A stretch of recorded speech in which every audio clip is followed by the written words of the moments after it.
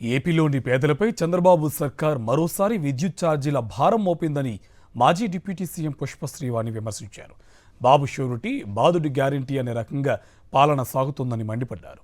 5 ఏళ్లు కరెంటు ఛార్జీలు పెంచబోమని అధికారంలోకి వచ్చిన చంద్రబాబు ఇప్పుడు మాట తప్పారని ఫైర్ అయ్యారు.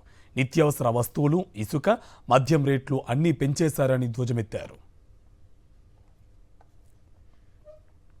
చంద్రబాబు నాయుడు గారు ఎలక్షన్కి ముందు ఒక నినాదాన్ని ప్రజల్లోకి తీసుకెళ్ళడం జరిగింది. అది ప్రతి ఒక్కరికి కూడా తెలుసు. బాబు ష్యూరిటీ, భవిష్యత్తుకి గ్యారంటీ అనే ఒక నినాదాన్ని ప్రజల్లోకి తీసుకెళ్ళి ఆచరణ సాధ్యం కానటువంటి హామీలు ఎన్నో ఇచ్చి ఈరోజు అధికారంలోకి వచ్చిన తర్వాత ఆ బాబు ష్యూరిటీ, భవిష్యత్తుకి గ్యారంటీ కాస్త బాబు ష్యూరిటీ, బాదుడు గ్యారంటీ అన్న చందంగా ఈరోజు కూటమి ప్రభుత్వం ముందుకు వెళ్తుంది అనడంలో ఎటువంటి అతిశయోక్తి లేదు.